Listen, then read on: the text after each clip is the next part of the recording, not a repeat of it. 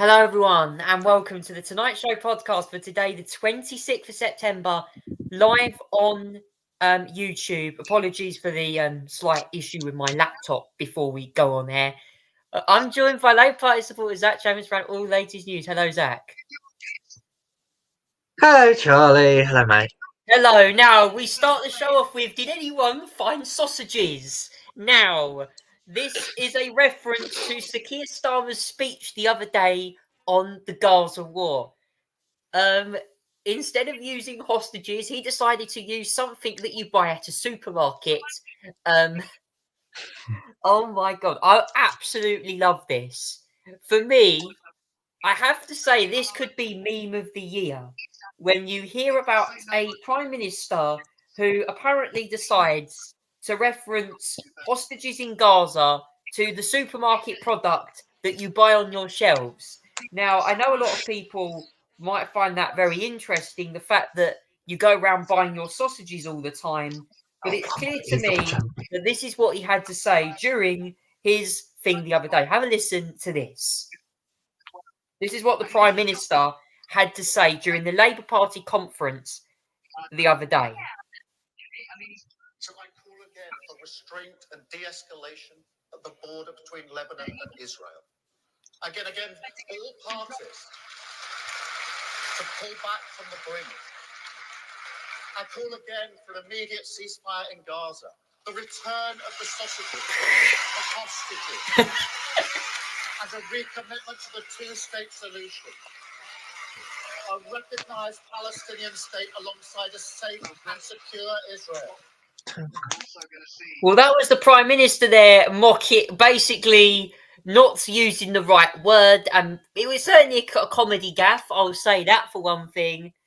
Zach, Labour Party conference week, with Sir Keir Starmer deciding that he should probably go to Waitrose and buy himself sausages, not freeing hostages from Gaza.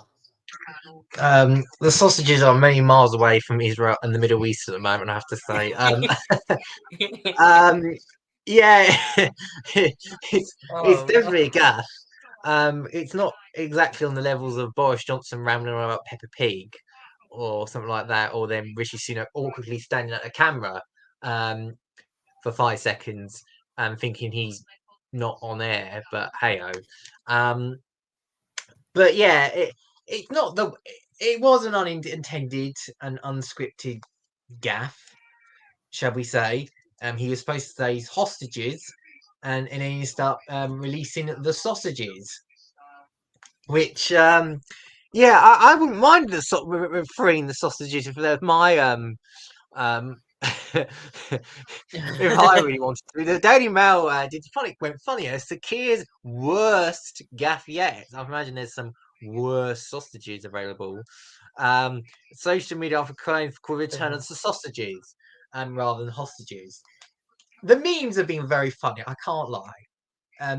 We have to take a joke sometimes. And the memes have been very, very funny. They've been great to view.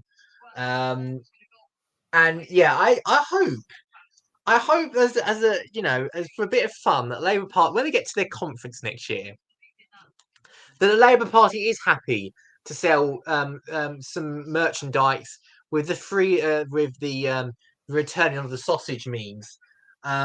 If they think, I mean, come on, they've done glitter as a reference to Keir Starmer getting done with glitter last year. I don't see the problem of doing a return of the sausages. I really do want all the sausages to return. I want them to return to the supermarkets where they belong.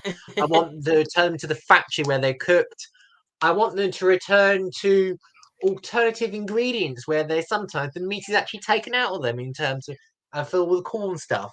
I do support the return of the sausages. They're really important to British society. But I am also supportive of the return of the hostages. That's what we all want to see in terms of this war in Gaza, which we'll probably get onto in a bit as well.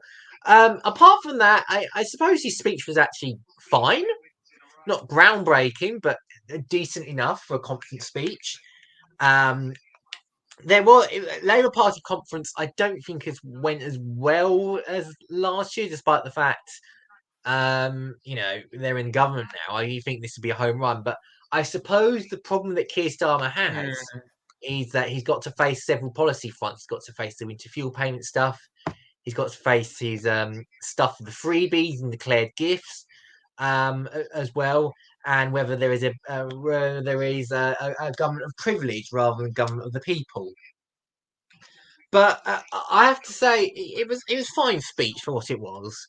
I had no real issues with it. I think apart from the sausages gaff, which I thought was very funny, and you recovered well from that actually. And there was obviously the one moment where you had the idiot protesters going around about trying to shout out about Gaza during the middle of his speech. I mean, it's been bound to happen at some point as well. But nevertheless, I think it was fine, his speech. I think the conference speech was absolutely fine. I think the rest of the speakers were all absolutely all right. No problems there. I mean, there's the memes. There's some of the memes that have come out. Free the sausage. These are some of the right-wing tweets that actually was quite funny. Thanks, Keir. He's been sitting in front of his telly for 2 hours now waiting for the sausages to be released.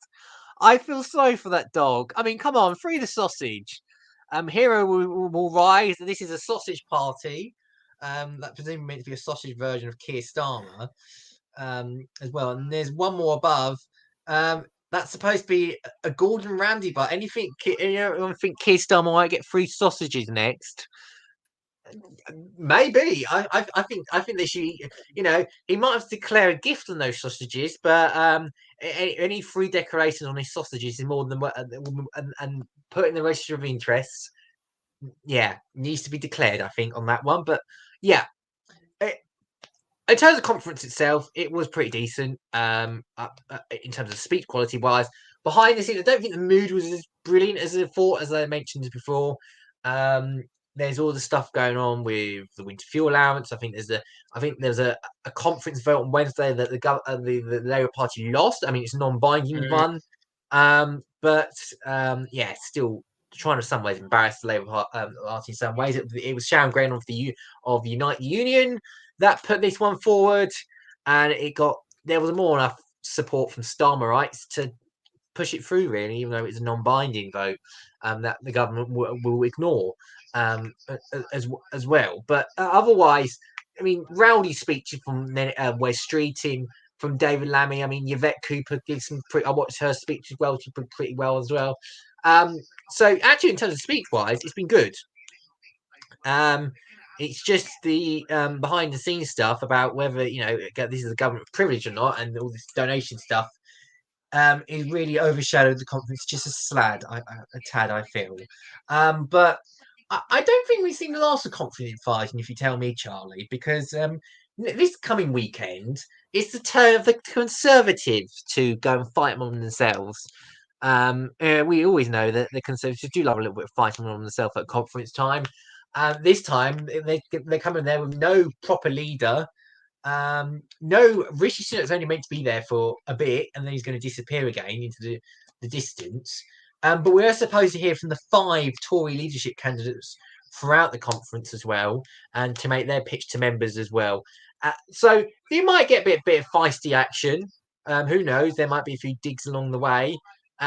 So yeah, I suspect the last of the drama of party conference is not over, and it will continue on Sunday. I think it is Sunday to Wednesday. Yes, Sunday to Wednesday for the Conservative Party with their conference up in Birmingham. Man, I have to say that meme has been in my head all week. I mean, you know, by the way, guys, I work at a supermarket. I've picked up sausages, Cumberlands, Richmonds, everything. And, you know, I've said to some people, maybe you should send Keir Starmer these sausages to number 10. Except maybe not 10 from Tesco, from Waitrose or M&S. I bet the supermarket, maybe Ocado give them because he obviously has, maybe Ocado give them because he has a contract with them or something. I don't know. But it hasn't been a great week for Labour. I think that, you know, the freebie scandal's getting a lot more worse now. Lord Ali has apparently donated all this money to Labour peers, and, you know, they're claiming that, he spent money on Starmer going to do Uh, it's not been a great week, Zach. I have to say, I'm very concerned about, the recent news, obviously, from the channel, from, you know, not just that, but also as well, the fact that I think the other day there'd been more prisoners that have been released. Um, and there was even plans as well of shutting pubs early under some plans. I mean, obviously, yeah, this might not be all true news. That's but nonsense. That I've Um, only found that out on GB News, apparently, from what I understood. yeah, So that was GV News. There we go. There we that go. came on. Your source is there. GV News. So, Uh, the closing of pubs things early is nonsense.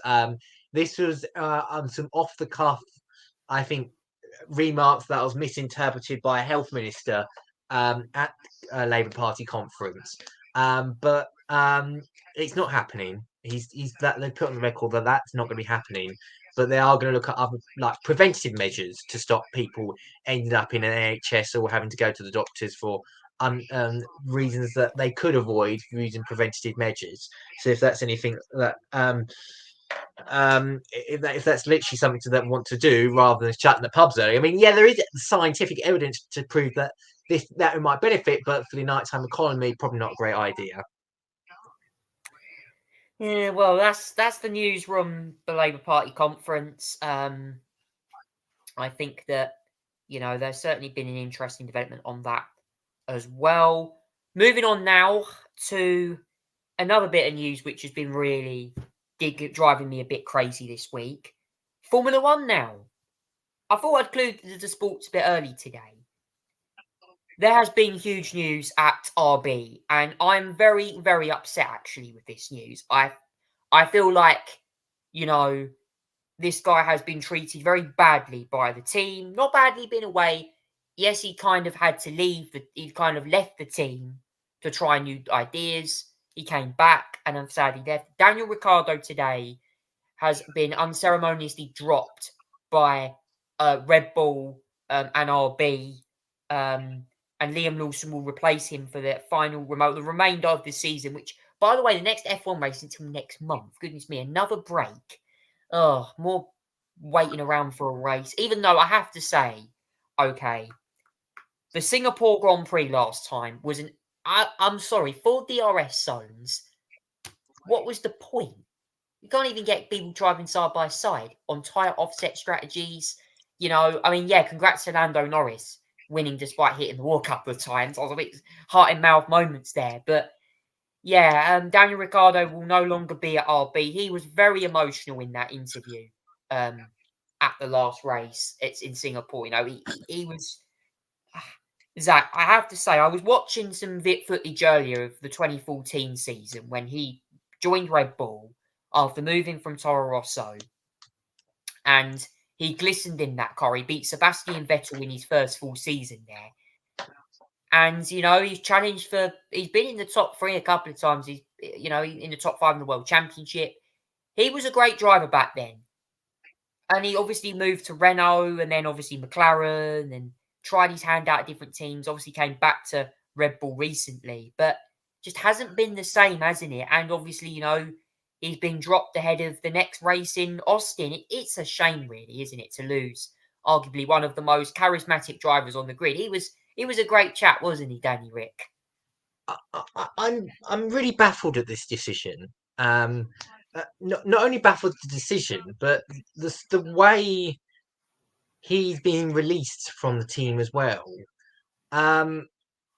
First of all, I have to say on the decision to release him, I don't think he's not performing to his best. Let's be honest, he's not been performing to his best, and he's just not the same driver that he was. Let's say when he was winning McLaren that one year in Monza. I think he's lost a lot. He's lost some confidence. I think he's been struggling with that, no doubt about it. But I have to say, on this decision, not only I think it's sad, but I also think it was unnecessary. He's not, as I say, he's not driving as well as he could. He'd been a few years ago, but he's not driving terribly either. It's not like diabolical performances that he's crashing out every week and struggling like constantly every single week to the point where he's losing 10 places behind his teammates. And that's not the case. It's only a few results now here, now and then. But also as well, the timing of it is awful. I mean, they're doing this with 6 races to go. This is not some like mid-season summer break trains that some drivers would, like some teams would take up if they wanted to. And that would be wise to do so. But they're doing this with 6 races to go. And you kind of think, well, what's the point of doing so with just 6 races to go? It's just kind of no point, really. You might as well just keep him on to the end of the season, and then if you want to, just get rid of him after the end of the season. I mean, that would be a more mature and sensible way of releasing your driver. But not only is it the manner of the fact that he's been released like 6 races, it's the communication side of it has been utterly dreadful. If you look at Daniel Ricciardo's interview post race in Singapore, you could just tell from the body language, from his emotions, the way he was talking, the way he was answering, what he was saying, that it was pretty much his time was up. But there's nothing official. Even the team principal, Laura Mekies, didn't know about it. He didn't know what the answer would be regarding Daniel Ricciardo. He didn't deny it flat out. They were open, but he didn't like commit. And they've left Daniel in the dark up until now to confirm his release. I bet he was told during the Singapore Grand Prix weekend that he'd be gone. But yeah, I think it's a disappointing way for him to go, because it's the communication around this is dreadful. He should have known for a while now that he could have been gone, and he should have been left in a more dignified way. If anything, I have to say as well, Charlie, I'm surprised it's Ricciardo the one that's been released way through the season with 6 races to go. His performances have been nothing like Sergio Perez. Of course, I agree. If anything, he should. If anyone should be released mid-season, he should have been the one. He should have been the one that could have gone mid-season after that summer break, not Daniel Ricciardo. And Daniel Ricciardo may not be the best performer before he got released, but it was nothing as bad compared to what Perez was performing. They've given him far too many chances now, to the point where I do feel like they will need to release him at the end of the season. But my guess that Red Bull's strategy with this is that they're putting Liam Lawson in, who's replacing the New Zealand, by the way, who did really well when he covered Daniel Ricciardo last time. When he hurt his thumbs in that accident at Zandvoort in practice, and Liam Lawson did really well during those couple Grand Prix that he covered for. The problem that I think what Red Bull are trying to do here is that I think they're putting Liam Lawson in that seat to see how he does in those 6 races, and then potentially, my guess is that Perez will then go and will not be renewed for. He won't re-sign for Red Bull, and therefore, I wonder if Red Bull are using Liam Lawson as a testing ground to try and take that second seat next to Max Verstappen in 2025. Now, the question then becomes, well, someone else then will have to fill in that RB seat. Who would it be? I don't know at this point. I mean, you could make a good argument for Colapinto. I don't know what other Red Bull RB drivers are there? RB Academy drivers are there that in like the junior formers that you could find. So yeah, it's a sad move. I think it's not been handled very well. I think it's the wrong move entirely. I think it should have waited until the end of the year at least for him to be released. But it's not deserved. But yeah, I'm just disappointed about it. It's a sad way for such a wonderful personality in the paddock to be going. We're going to miss all his shoeies, no one doubt about it. But he's got a nice beaming smile all the time. He's always entertaining, and he's a big personality in the paddock. That is Dan Ricciardo. He's going to be thoroughly missed, I feel, as well. As you mentioned, obviously Lando Norris won that race. Congratulations to him. It was a very boring race, I have to say, as well. It was nothing like last year's race where there was a 3-0 battle for the race and the final laps, and then there's one, and then George Russell crashing out of it towards on the last lap. But it had the lack of excitement. I'm not sure it was the DRS that did it, but just overall, I just think there's nothing really going on. There was just not much really, and there was no safety car. It's been missing since Canada. Funny enough, we've seen it once before and it crashed in Monza, and now we haven't actually seen it on the actual circuit until still at the moment. So yeah, it's been a long period without safety cars, but I don't think that's what makes an exciting race. I think what we need to see lots of action. We have not seen that much action this weekend, I'm afraid. I have to say it wasn't a great race, and on Daniel Ricciardo, I have to say, and I'm going to criticise RB here on the show on this podcast. I think they sabotaged both of their drivers with their strategy. I don't understand, what the hell they were doing, and this also goes as well for Mercedes with Lewis Hamilton. They decided to put Ricciardo on a weird strategy. Both drivers were. I don't think started the race. They were using like medium, soft, medium or something, or soft, medium, soft.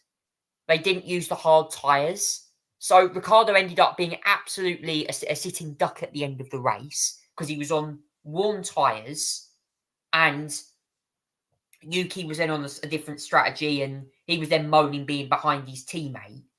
So they sabotaged their own races. Mercedes tried it with Lewis Hamilton, and it worked a little bit, but then after that, it started causing problems. He had to pit early because of the softs delaminated. Mind you, he did get his softs further than the others did. And obviously, Ricciardo did set the fastest lap, which obviously it has implications for Max Verstappen in the championship. It will help Verstappen more in his favour than Lando Norris is.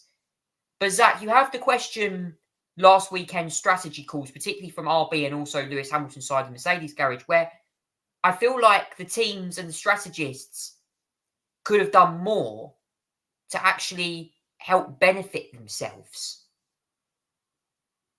Yeah, I agree. And the Mercedes strategy for Lewis Hamilton wasn't particularly great. I mean, first of all, they all started medium. He started on soft. I presume it was to get a better launch and try and advance a few positions. But yeah, it just the strategy did not work. Hot track, the track was not suited for a soft tire like that, and it really didn't work. And it sacrificed Lewis Hamilton at the end of the day, and he did not do well overall. I feel like it was a bit of a poor strategy for Mercedes for Lewis Hamilton, who really struggled to make the most out of that car during the race. Yeah, well, I mean, both teams deserve punishments, but I think the whole strategy thing was bad enough, and then the FIA then clamping down, and then Max Verstappen, saying a swear word in a press conference. Oh, that was probably my highlight of the weekend when he was, constantly talking. It was quite funny, But in terms of the race, well, I mean, the order. A top 10 finish was Norris, Verstappen, Oscar Piastri finishing third. Comeback drive from him. Good racing. George Russell beating Charles Leclerc to that fourth spot. Then it was Hamilton, Sainz, Alonso, Hulkenberg. Getting more points, by the way, for Haas. And Colapinto about just over a second behind Sergio Perez at the flag. He had a horror show in Singapore did Sergio Perez. Last year's the 2023 winner, only scoring 10th after a disappointing qualifying. As I said, why is Perez still in that seat? Even though he nearly won in Baku and then crashed out, poor luck goes his way, I'm afraid. And they obviously don't race to Austin next month. So that's that on that side. Premier League, we're going to go to the football now. Obviously, we've had European. Tottenham are playing at the moment, I think, or might have finished. Yeah. There's been obviously some football news. at the moment. There's also been a Man City case as well that's been happening over some breaches. Some highlights last weekend: Newcastle 2-1 winners at Wolves. Arsenal beat Tottenham 1-0. Man U beat Southampton 3-0. Yeah, there's some of the highlights from last weekend. We've got more matches this weekend as well. Arsenal, Leicester, Chelsea, Everton, Crystal Palace, Chelsea, Brighton, Nottingham Forest, Fulham. And there's also been a couple of Champions League, Europa League matches, apologies, as well. We've had Ajax there as well. Tottenham have just won 3-0 against Qarabag. That was a delayed kickoff, by the way, as well. Rangers, I believe, also played as well. I think they played against Malmo, I think. And they were 2-0 winners at Malmo. So, yeah, Zach, plenty of action around the grid. Yeah, the match is just wrapped up, by the way, on Spurs. They've won a decent 3-0 victory over Qarabag. So that's the result out of the UEFA Europa League as well. I want to mention the other Europa League game that happened with British interest this week. Actually, I'm going to mention two because there's been two others that have British interest this week. One is Rangers in Scotland, who got off to a great start, actually, themselves. They won 2-0 against the Swedish side, Malmo away. Excellent start for them for their Europa League season as well. The Tottenham game as well, I should mention with Qarabag. Tottenham won that with 10 men throughout, and they scored all three with 10 men. Very impressive result for them, I have to say as well. Even though they were a bit sloppy at times, and the red card was deserved as well. But yeah, the Manchester United game, the other one with British interest yesterday, I think it was a poor result for Manchester United against a team that should be easily be beaten. 1-1 draw against FC 20. I mean, I don't know what the pronunciation of that is. It says it looks like 20 or anything. Like, hang on, Charlie, just give me 2 secs here. That's all right, Zach. I just want to say, some of these matches were very, very bizarre, and I think, Manchester United should have won more than what they did. But yeah, obviously as well, other matches as well. We had Anderlecht as well, Braga, Tottenham, Ajax won 4-0 against Besiktas as well. If I pronounced that name correctly. So that's really all I can say on that one as well. There was also some Carabao Cup football as well. I forgot to mention about the Carabao Cup. More matches in that as well. Liverpool 5-1 winners against West Ham. And Arsenal beat Bolton 5-1 as well. Wycombe beat Aston Villa as well. Leicester won on penalties against Walsall. Manchester City beat Watford 2-1. And Chelsea were 5-0 winners against Borough. As well, Arsenal won 5-1 Bolton. As well, Wednesday beat Blackpool. Villa beat Wycombe.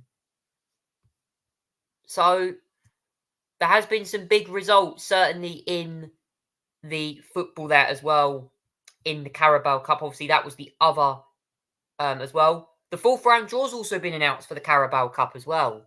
Liverpool will head to Brighton, and Tottenham will play against Manchester City. These are due to be played on the 28th, week commencing 28th of October. It will see matches include Brentford, Sheffield Wednesday, Southampton, Stoke, Tottenham, Man City, AFC Wimbledon versus Newcastle, Chelsea, Manchester City versus Leicester, Brighton, Liverpool, Preston, Arsenal, Aston Villa, Crystal Palace. So some main Premier League ties in there as well. Certainly will be interesting. Zach, what do you make to some of these other news from the football this week? Hello, sorry about that. I'm back. The Carabao Cup. I have not watched much of this week. I only watched Tuesday's games because of the clashes this week. But what I saw, Charlie, interesting enough, as well. Let me go through the results of this week because they did. There was games last week as well. But let's do this week's games. So all the Premier League stuff clubs actually did quite well. So there was City. And that 1-2-1 against Watford. There was Chelsea that won 5-0 against Barrow. I mean, I'm not surprised with that result, to be fair.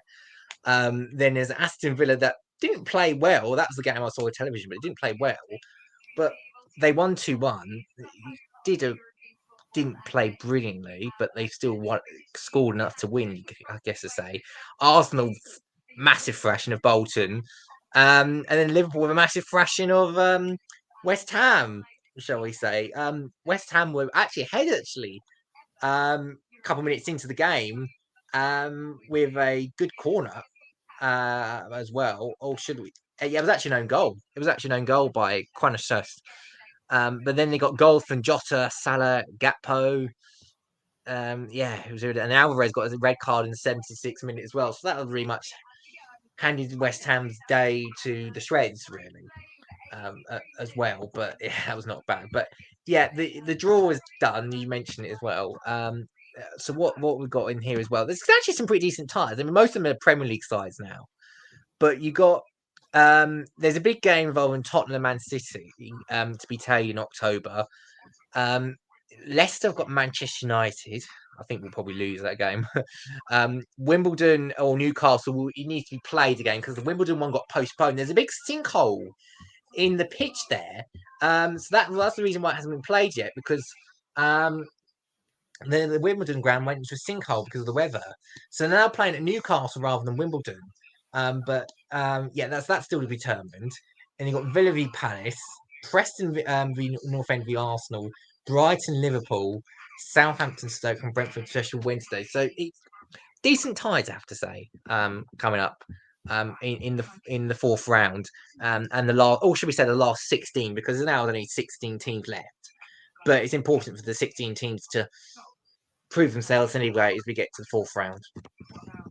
Yeah, well, that's all the football news there that is on for this week. I've mentioned about Premier League matches as well. Obviously, that's coming fine. up this weekend. So I hope you guys all enjoy them. I know my uncle very much wants. My uncle, obviously, Chris Levy, who loves watching this show, obviously watches the football a lot. Certainly wants us keeping updated on the football news. I know that football is an important part of the UK sport. So yes. In terms of other sporting news, we had the darts the other week. I just want to talk about the darts quickly. We haven't really covered it much. Luke Littlezak wins another championship, but also Johnny Clayton makes some inroads as well in the Players' Championship. Yeah, the Players' Championships happened this week. There's been a few. I know again, you had the various Players' Championship that's happened throughout the PDC Tour as well, and then played in front of 0 audiences. They played top 64 of the Players' Championship, all with merit as well. They made up a 128 player field as well.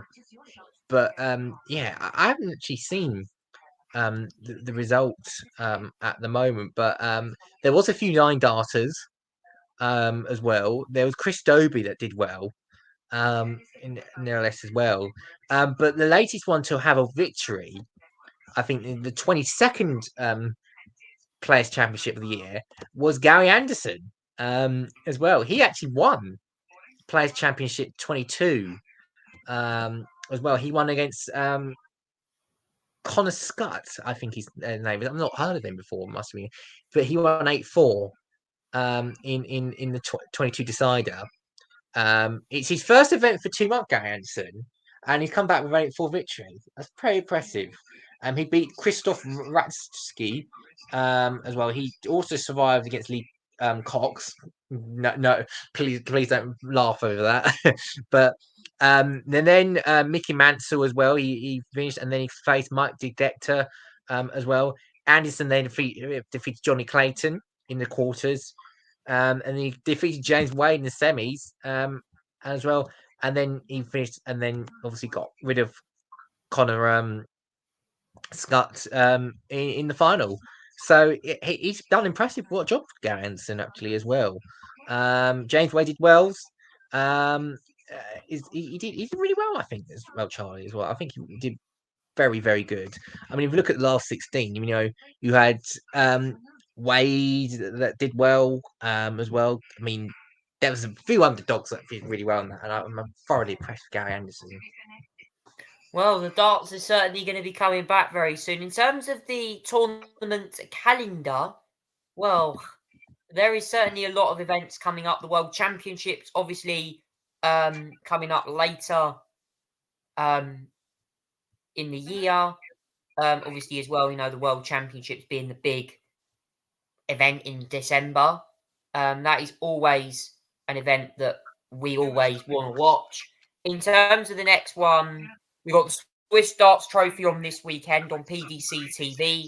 Players Championship more rounds as well. The World Championship early rounds. The next main event is the 7th of October in the Matterley Arena. It's the World Grand Prix, where I assume that they'll start on doubles from what I understand. I think that's a double start. So, yes, I can't wait. World Grand Prix is often a good event. I like watching. I'm going to try and watch more darts, I think. I think, like, you know, it's good to watch some darts, you know, especially after the motorsport season finishes. You want to have some time, you know, chuck on sport. Darts is always a good one, especially near Christmas or the World Championship. So, I don't know. It's going to be interesting this year. There's some good names out there, and be interested to see how they get on. See, Luke Little is definitely going to be one to watch this year, I think. And also, could there be some other rookies that could come through the junior ranks? Josh Rock, another one who's been on good form lately as well. So, yeah, be interesting to see how we get on with that. Moving on now to Plank of the Week. Okay, this one is going to be very, very interesting. Zach, we'll start with your nomination this week. My plank this week has to be the FIA. It's over Sweargate, shall we say. I don't know what's going through their minds, but they seem to be focused on the matters that really do issue to their drivers, including a few swear words, an F word maybe said on the air. You know, they seem to be going turn into the we worry about the kids mode, if anything, as well. But it's just ridiculous that the FIA are trying to clamp on down on something so minor and so silly to the point where Max Verstappen starts swearing in a press conference. Obviously, he shouldn't do that. And then he's been then giving community service. But I don't know what are they thinking about these. I just think it's wild.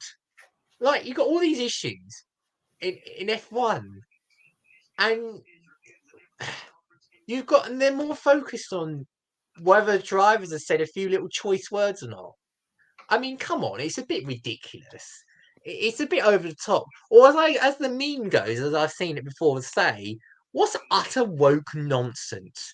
I don't often use that, but it's a meme that keeps going around, and it's got a picture of Sean Dice's face on it. I think it is. I don't know why they picked Sean Dice for it, but I'd use that meme again. What utter woke nonsense! That it's not like you know, the F1 team radio, they bleep the swearing on it. I mean, they do that all the time. Never had an issue with that. I mean, obviously you can't like not bleep the swearing on the TV, because otherwise you've got kids listening to that one. That's an understandable reason why you need to bleep it out, because it's a family friendly audience. But trying to crack it down when you're already, you know, censoring it, it's just a bit over the top. I mean, they're adults, they're humans. Of course, they're going to say the occasional F word and everything like that, or the S word, or other silly words that we can't hear on the air, but we can hear on the team radio on board anyway. But yeah, it's ridiculous. So the FIA definitely planks for me. Well, I think for me, I have two nominations this week.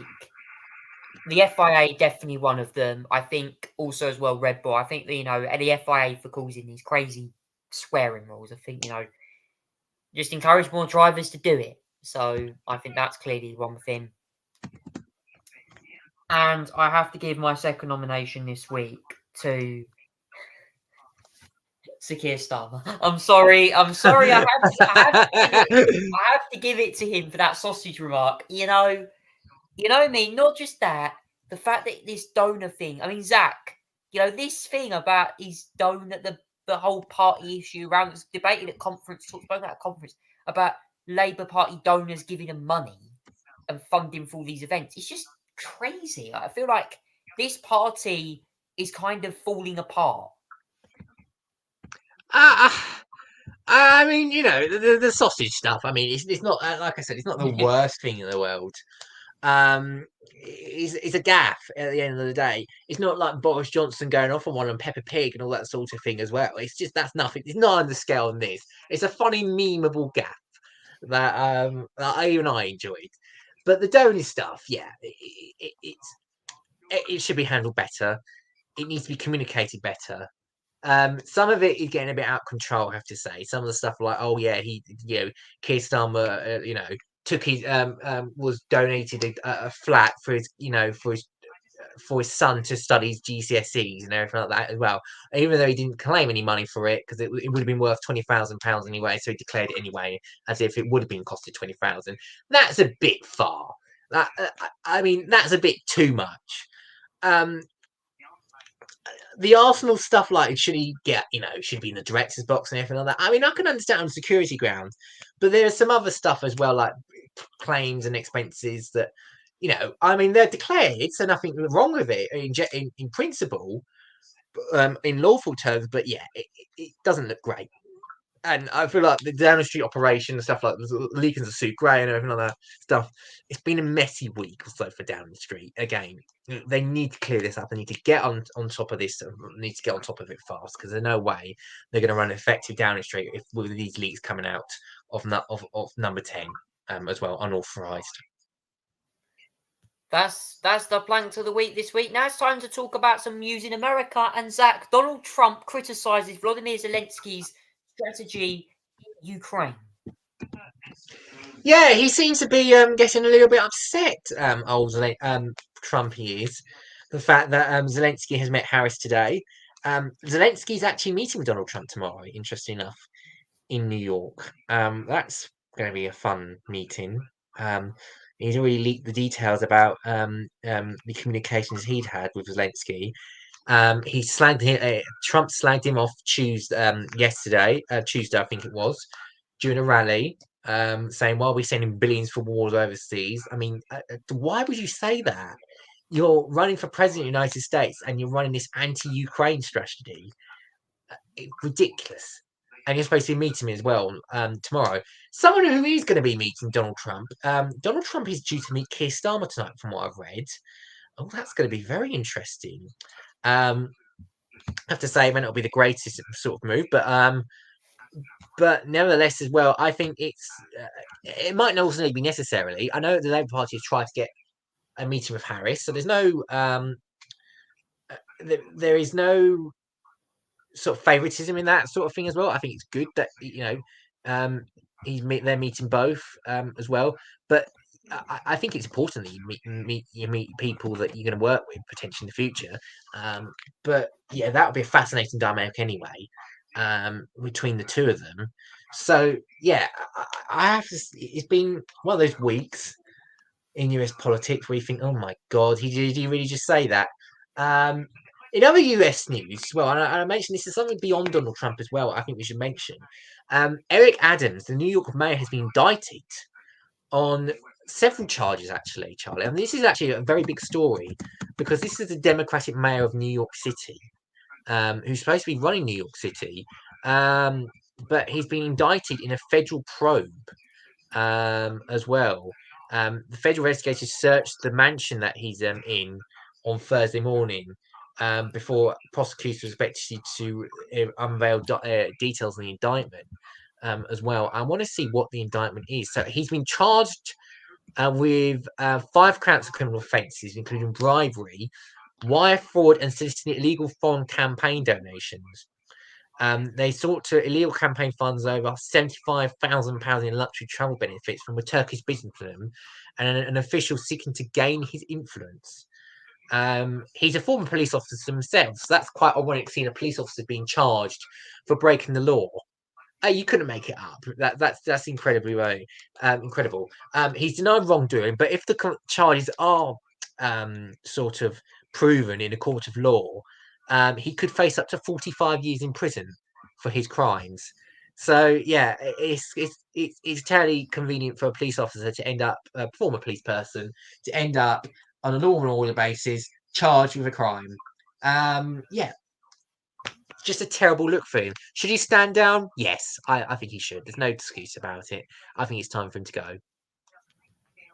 It's an interesting story, and I feel like, you know, it's definitely going to hot up US politics, definitely. And I feel like, you know, American leaders have to know better about these things. So comment down below, guys, what you make to that news story. Obviously, if you're joining us right now on YouTube, it's the Tonight Show podcast with me, Charlie and Zach. We're keeping you company on the latest news stories from around the world, and also talking to you about lots of stuff that's happened over the last week.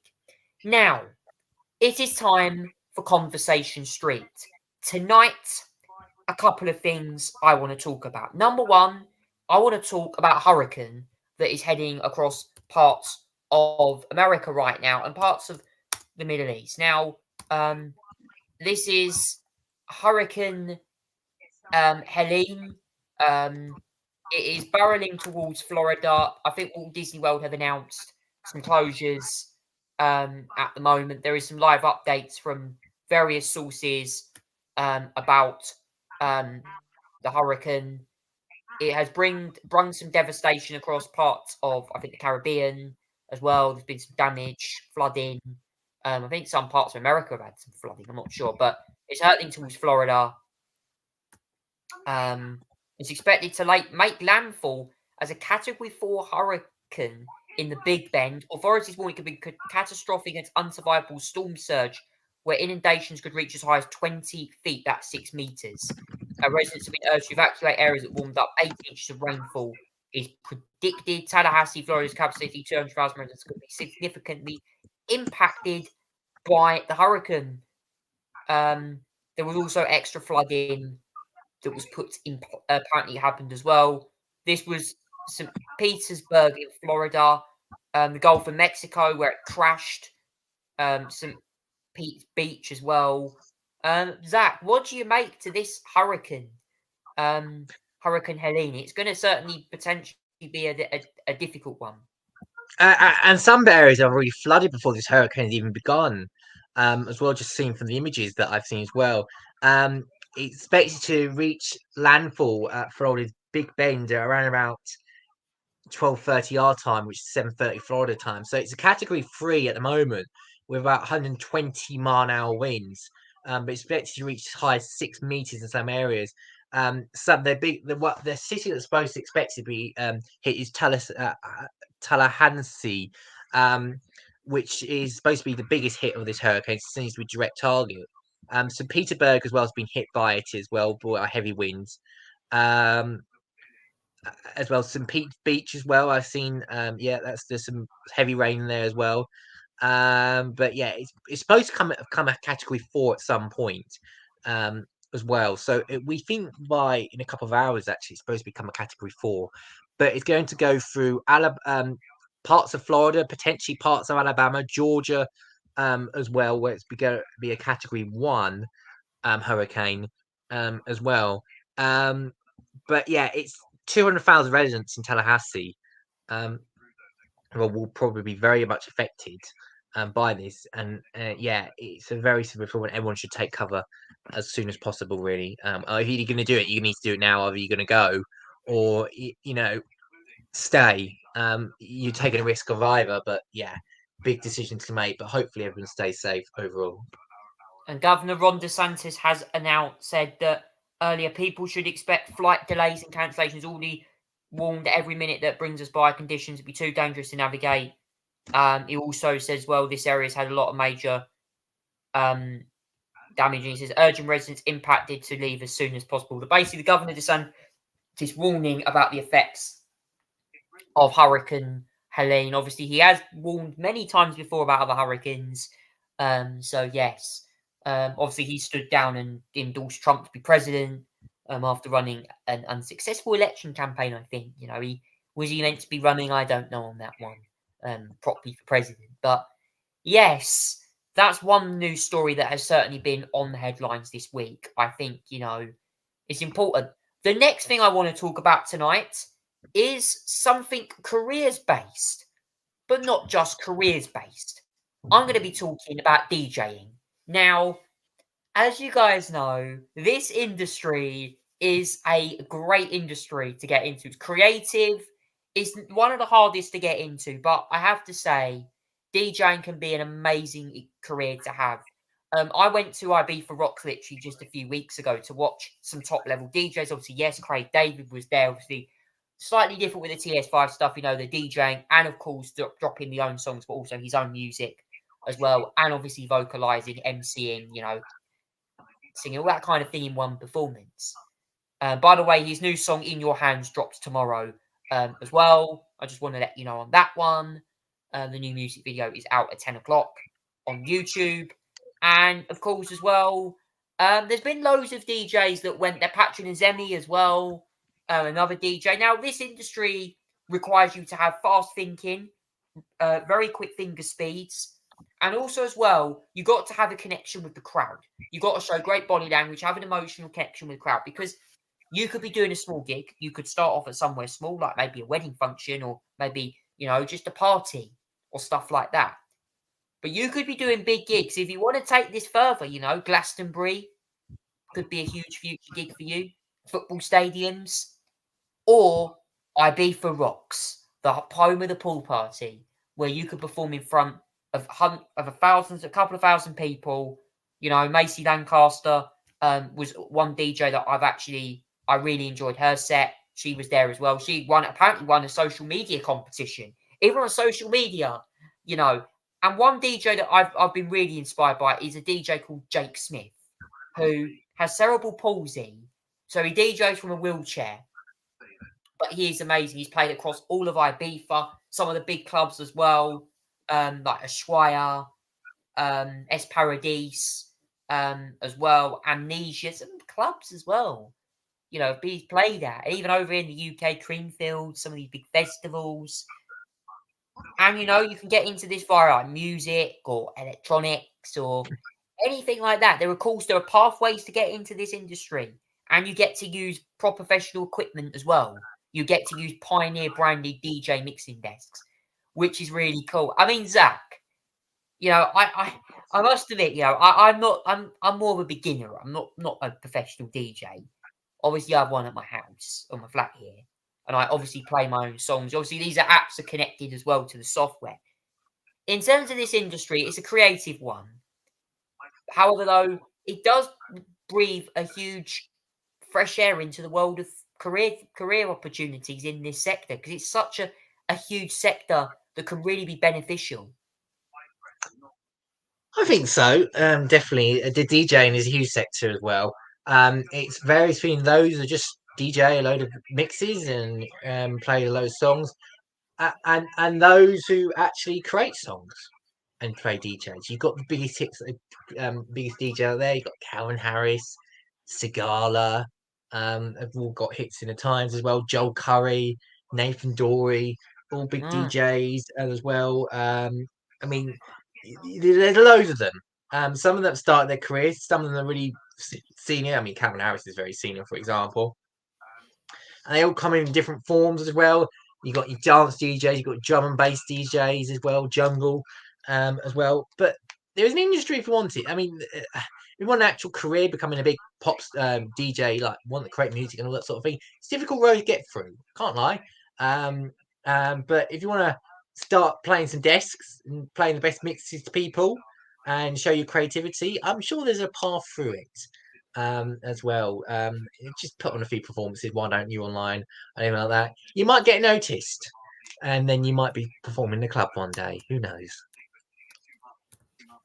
And I just want to show you this, guys, because here is BPM Music. That they've got loads of different career paths available in this sector, we're going to go over because, you know, it's so important to cover something like this and talk about the career, because there's not just one DJ, there's types. So here is some different sectors you can go into. You got DJs which play at music and wedding receptions, or often they MC at these events. Weddings, receptions usually follow a schedule including cocktail, first dance speeches, party hour. For example, as an MC, you might announce and play songs of grand entrance. The best place to mix, blend, and show off DJs is dance party of the night. Wedding DJs typically base the music sections with bride and groom song requests as well as classic hits. That's one thing. You also have a corporate DJ, which is a DJ that spins businesses and corporate events. For example, a law firm or car dealership may need DJs to play music at their holiday party. Retail stores sometimes live DJs play during shopping hours. Variety of genres can be very tough. Then obviously the one that a lot of you guys know, the radio DJ. Even radio is actually a career of DJing. I used to do that myself actually. At a radio station called Gateway 97.8. I've done this for 3 years. Not quite a full-time DJ, but radio. Basically, many DJs perform for radio shows. Sometimes these DJs create their own mixes, make a career exposing hidden gems. Talk about deep house, 90s hip hop. But working as a radio DJ can be highly competitive. It's a great way to build your resume, gain exposure, and music industry very professional. So again, good to add on to your curriculum vitae, also known as your CV. Definitely. Club DJ. This is playing in obviously house, spinning an open format. Club DJs get the opportunity. Very DJs such as scratching, beat juggling. So just like switching different beats up, so like adding in different sound effects, changing the beats up. You know, again, that's more advanced stuff, by the way, that I'm on about there. You'll cover that on various videos and tutorials, and also creating their own remixes. And then you obviously have the festival DJs, which also as well play at various venues, so like, you know, IB for Rocks, Glastonbury, park festivals and stuff. Many of them have EDMs, deep house, dubstep. They learn how to use CDJs, DJing easily, make eye contact with the crowd. And yeah, there is so much on here as well. You've got producers as well, so you can typically like produce tracks. So that include Calvin Harris, Kygo, Tiesto, Ahmed Van Buren even on the list as well. These are DJs that have also produced songs. Martin Garrix as well. Martin Garrix started out, I think, in his bedroom DJing and then produced obviously the hit song Animals, which I remember very well as a kid, you know, creating that score. That was very cool, Martin Garrix. As well, Example, Rudimental, so many DJs. As I said, Craig David as well. See, that's TS5. That's completely different.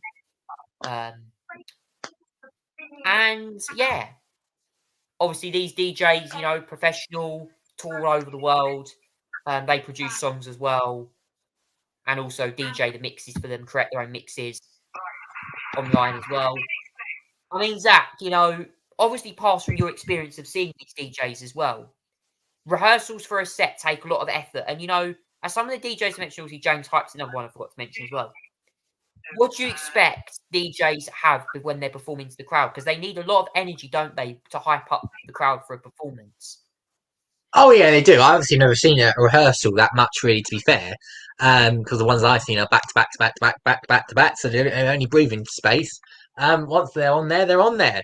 You're obviously meant to get a crowd excited, to play a lot of different variety of things and moods and beats and bass and beats per minute. They're all there designed to excite the crowd as well. So yeah, it does take some effort, but I think it becomes easy once you've got the right set and songs in mind and how to motivate a crowd. I think it becomes quite easy when you think about it and you get used to mixing everything. Yeah, I love this industry. It for me as well, you know, it's also something that gets you into that positive mindset. You really want to understand how changing into a positive mindset is actually a very good thing. Neurology, something that, you know, I've been very interested in lately. Talking about, you know, how to get into a positive mindset, what switches your brain on. DJing is one of them. That mixing desk can be used as a way to increase your energy in your brain, to unlock that sense of passion, that sense of euphoria, you know. Try and walk away from a difficult situation and enter a new one with so much energy. That could be a huge importance. So definitely could look at considering in this industry. I think as well, you know, that as I said, like watching some of these DJs at, you know, various clubs and even at IB for Rocks, the career paths to get there, they must have took years to rehearse. Patrick Nazemi is that now not just a DJ. Patrick Nazemi has now become the talent manager for IB for Rocks. So he organises some of the concerts for IB for Rocks as well. I think it's Patrick Nazemi or Nazemi. I struggle to pronounce his name. I mean, Zach, obviously you've seen Patrick do a set, I think, at Silverstone. I've watched him in Ibiza.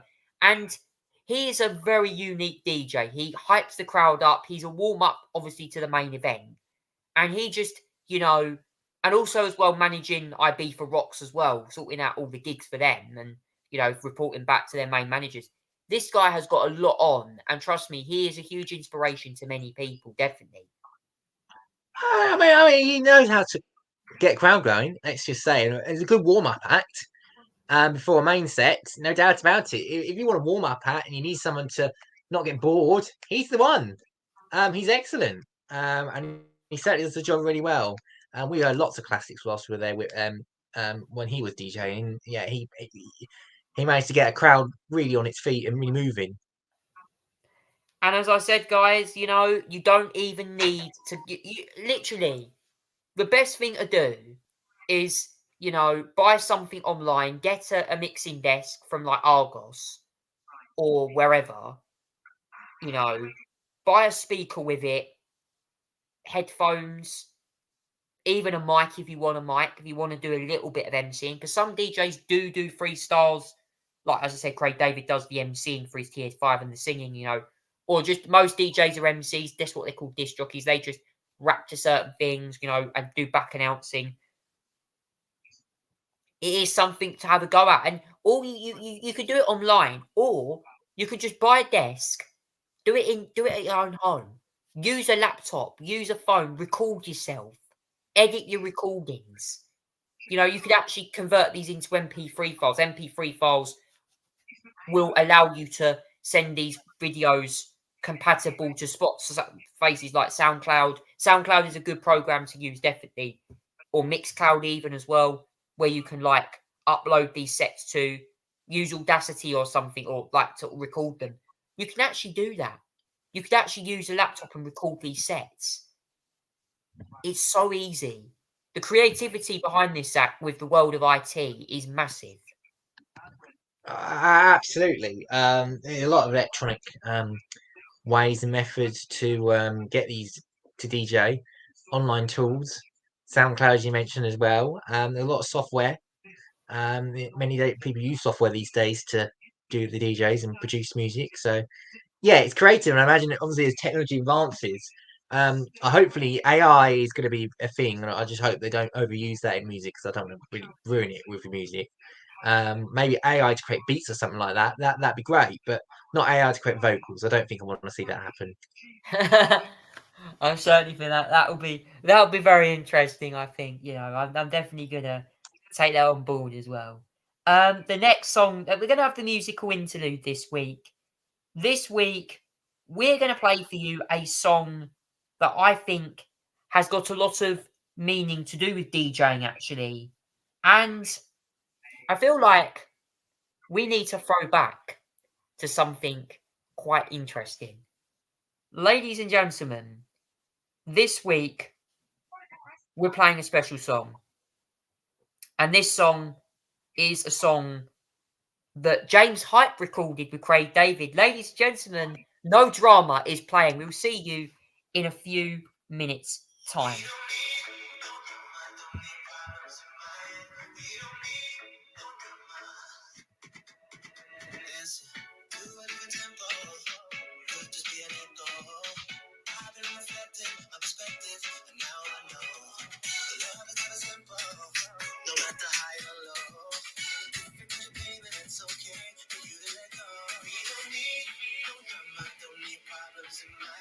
We don't need no drama, dance from my body.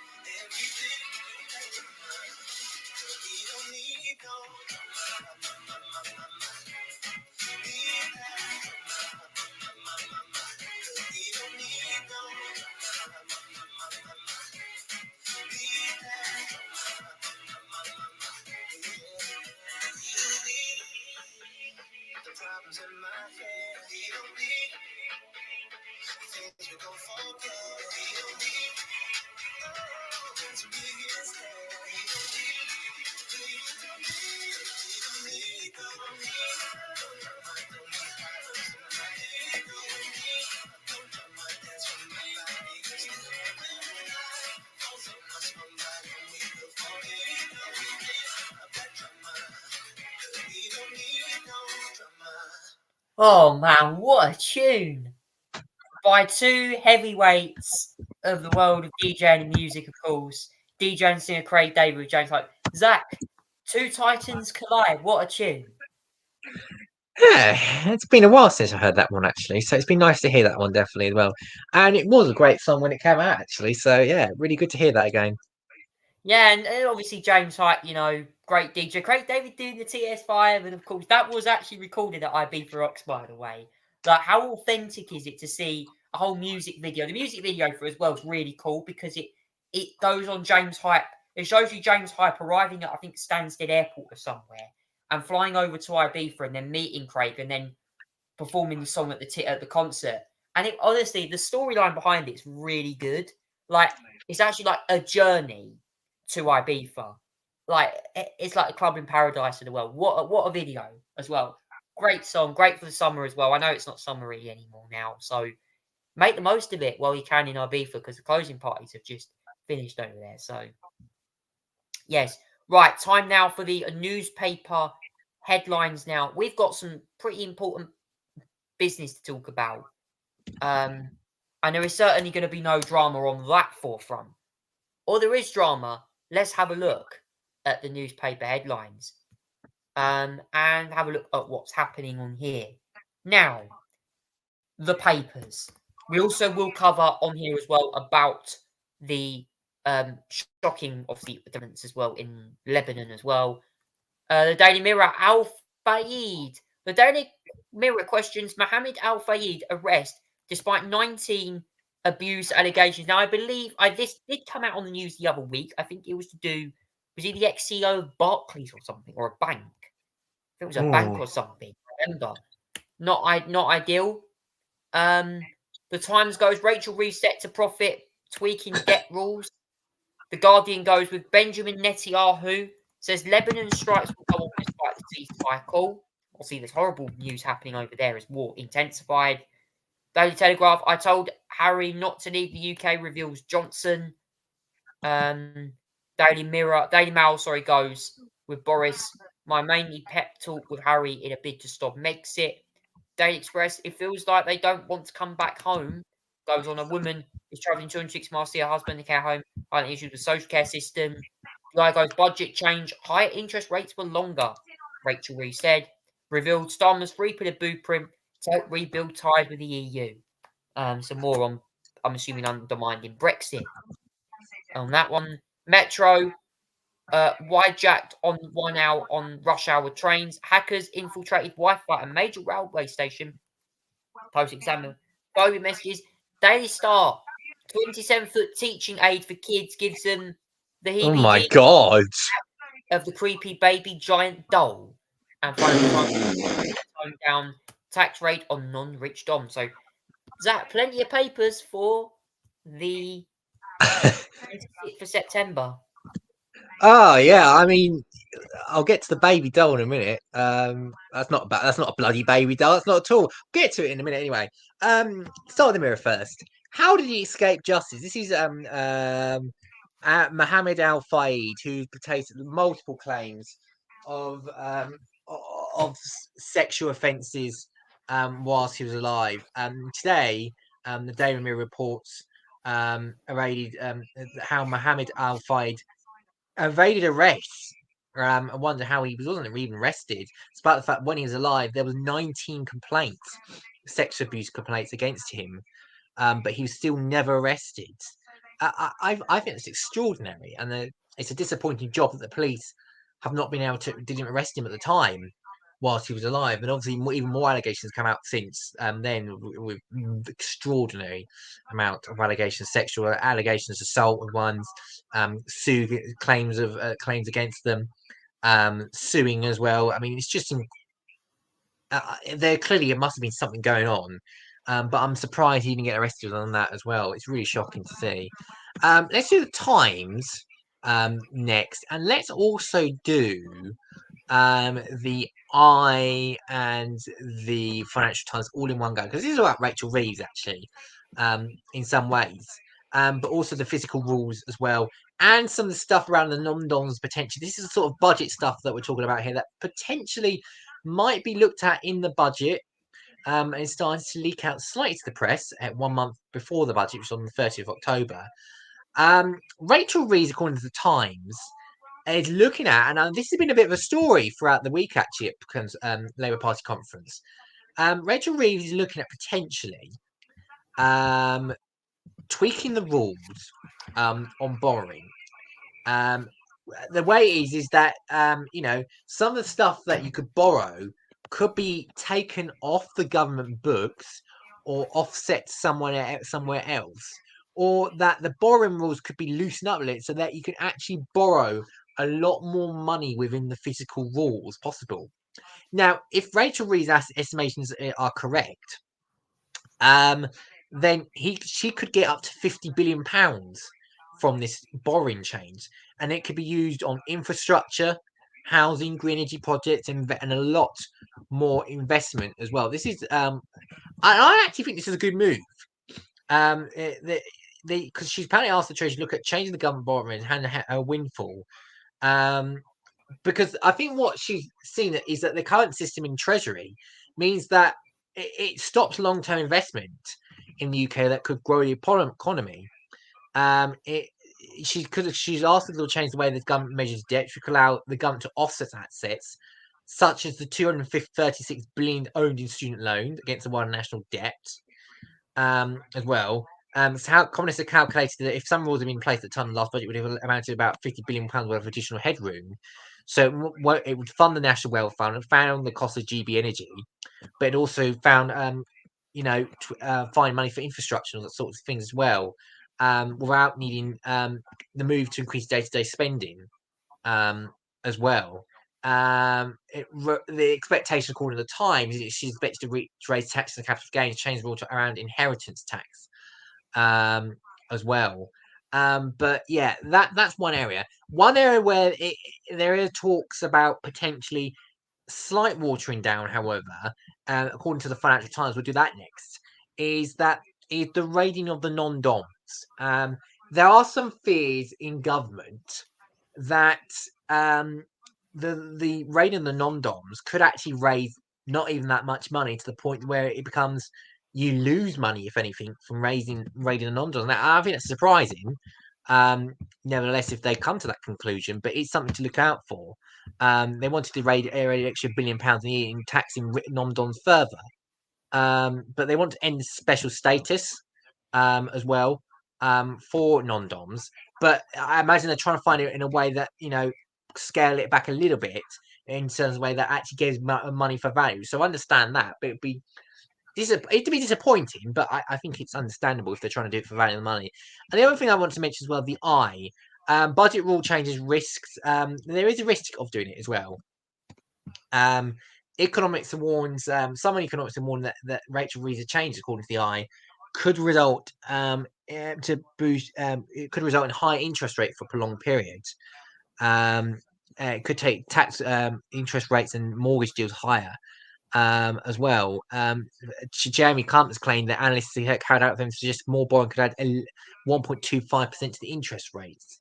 But it sounds like Rachel is open this new idea of long-term borrow to investment, which actually wouldn't be that bad if we can keep the interest rates low as well, which is important.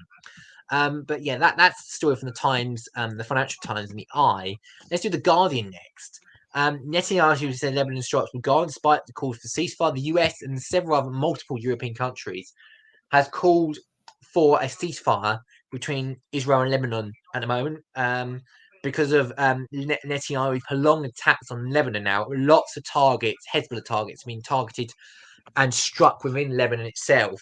I'm afraid, obviously, despite the fact that targets are being hit, it is taking innocent people with them as well. The death toll keeps rising, and another part of the Middle East is going up with bombs and rocket attacks, I'm afraid, as well. Will be a real humanitarian crisis at this point in the Middle East if this continues with Israel's bombing of Hezbollah and Hamas. I mean, understandably, you want to destroy their targets, you want to kill the commanders. That's very rightly so, but it can't be done without, I'm afraid, innocent civilians being killed in this, and it's just showing that they have been suffering against in this as well.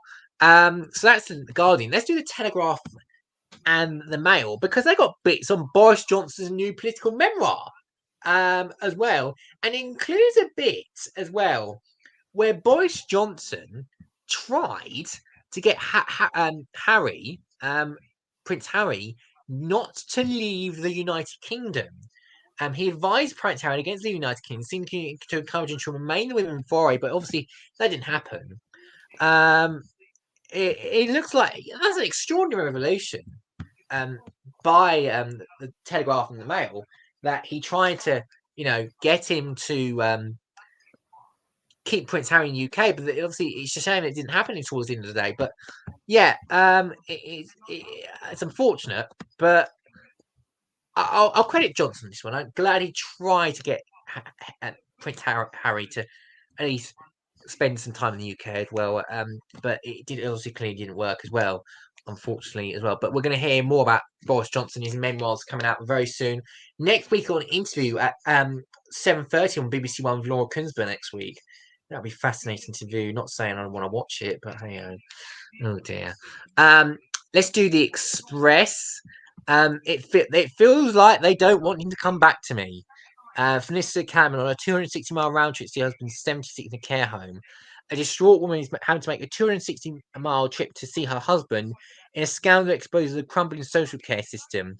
Brian Clapman, 76, in a care home suffering with dementia, but has been placed far away from his family. I don't know how far away he is. 260 miles to see a family in a care home is shocking. And it should never happen. You should be able to have a care home locally and all that sort of thing. But 260 miles to go and see your loved ones is a really terrible indictment indeed on the UK care system overall, and it's something that needs to be looked at as well. 3 more papers to do. The Independent. Keir Starmer has given a 3-pair blueprint at rebuilding ties with the EU. He's meeting Ursula von der Leyen in Brussels next week to thrash out deals on defence, immigration and trade.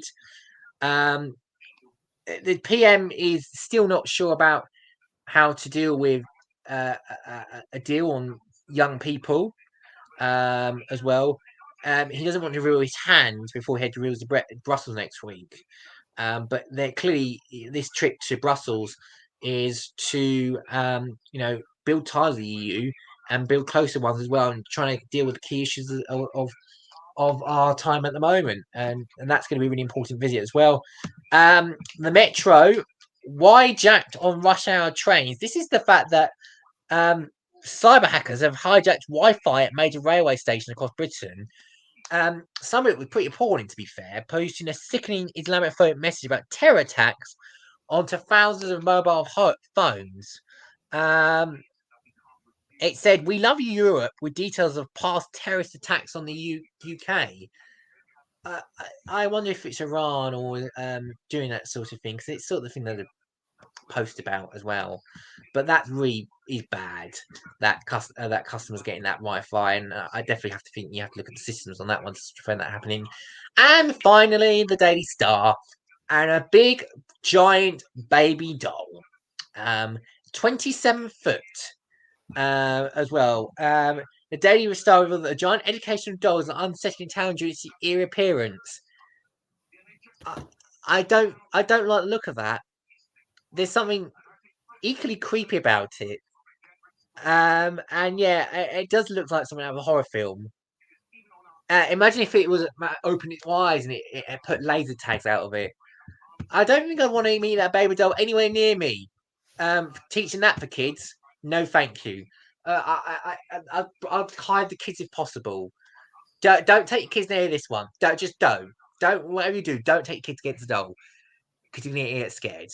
But on a happy note, that is the papers tomorrow for the 27th of September, Charlie. Yeah, that's the papers. And of course, unfortunately, that is all we've got time for on the Tonight Show podcast. I hope you guys have a great night and hope you enjoy your weekends. The final weekend in September is going to be here, obviously October next week. And yes, plenty of news, I'm sure, will be coming your way over the next week. Thanks so much for watching. I'm Charlie, and this has been Zach. This is the Tonight Show podcast. We'll see you again next time for another edition of the show. Take care, and good night.